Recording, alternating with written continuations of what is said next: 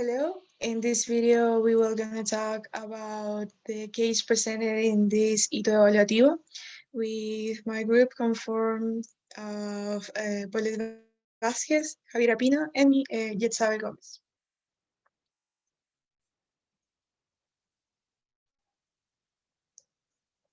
So to begin with, in this Hito Evaluativo, we will analyze in detail the aspects referring to the educational context, the student's profile, the role of the teacher, and their methodological and evaluative strategies, as well as the impact of the teacher's beliefs and their teaching performance. So according to the case presented here, these kind of situations are not far from our reality. In fact, we have constantly faced inequality in our national educational system. However, we must be aware that we cannot continue to live in this way. The differences between a public and a private school are undoubted and indisputable.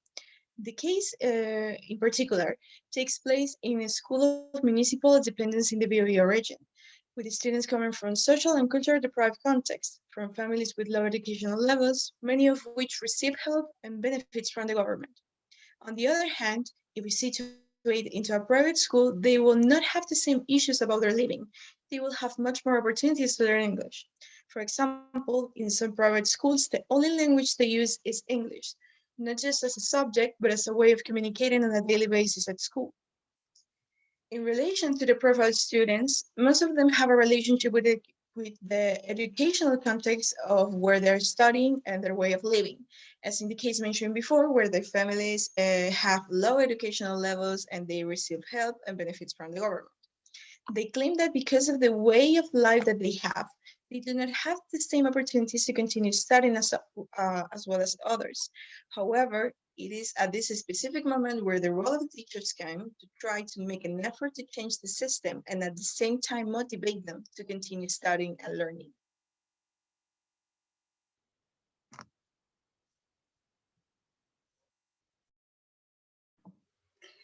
Okay, according to the system that teach Mr. Zapata, the way we can see the role of Mr. Zapata as teacher in education is disastrous for us because his way of teaching is centered on the traditional paradigm. And in this case, teacher Zapata is not following up the curricular development at the moment of the evaluating, and he should follow the next evaluating process of triple nature: diagnostic process, diagnostic evaluation, process evaluation, and outcome evaluation. With this, you evidence the general pathologies on educational evaluation. According to Miguel Santos, there are around about 22 pathology on educational evaluation. But we'll mention only the most relevant ones for us. Only the student is evaluating, only results are evaluated, only knowledge is evaluated, among others.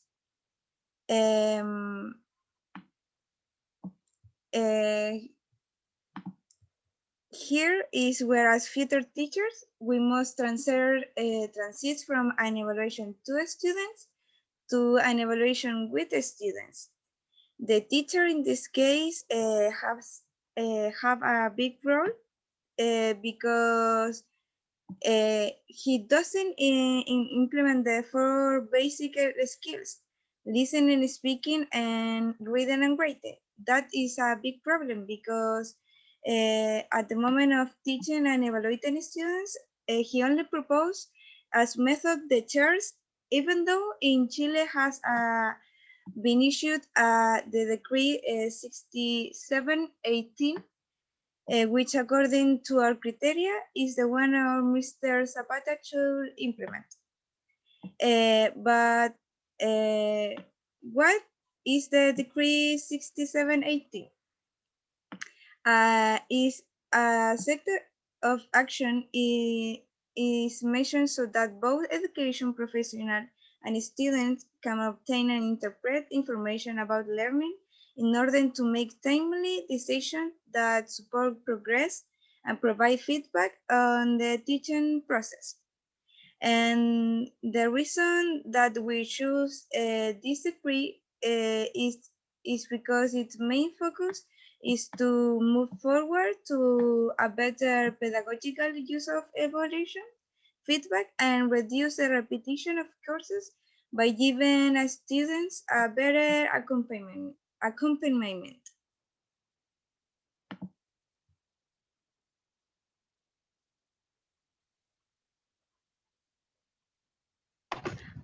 How do we improve learning through evaluation? We, according to us, we depend on 5 factors given to us by Paul Black and Dylan William in 1998 on evaluation and learning. The first one would be effective feedback, where we let students know their mistakes and we urge them to learn from them. Then we've got students actively involved in their learning. Here, teachers become more of an assistant or a guide rather than the main character in education. The third one would be adapt learning strategies according to evaluating outcomes, which basically means to adapt content and how to be taught according to the results students are having with the strategies that are being used at the moment. Then we've got consensus of the influence evaluation has on motivation and self-esteem. We need to come to an agreement on how grades and results influence the student's psyche. And last but not least, we have self-evaluation and knowledge of what to do to improve. Up to a certain point, we need to let students be the judge of their own improvement.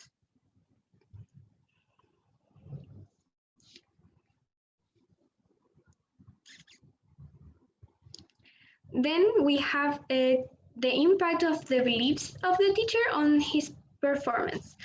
Even though this professor, Mr. Zapata, has been working for over 18 years, we believe he hasn't done his job correctly as a teacher due to the fact that he doesn't have much expectations from his students, which in turn makes students feel less motivated. For example, we noticed that Mr. Zapata doesn't even make an effort on leading and motivating students to learn English-speaking countries' cultures. So if at some point in their lives they decide to travel or if they get the opportunity to live abroad, they'll be unable to insert themselves there because they won't be familiar with the culture, traditions, or customs of said countries. In conclusion, we can say that for us, the decree 6718 is the solution to this case because it is a fair way to apply, evaluate, and grade students. So in our opinion, the teacher should change its methodology at the moment of evaluating, and he should teach from the communicative and psychosocial perspective, which is based on constructivism, and its intentions are being diagnostic, formative, and summative, where students can be graded quantitatively and qualitatively. And the participation between students and teachers, for example, self-evaluation, co-evaluation, and evaluation among peers exist. Likewise, we think that the teacher should start making formative evaluation with feedback, which are important for the students' learning process. And that would conclude our presentation.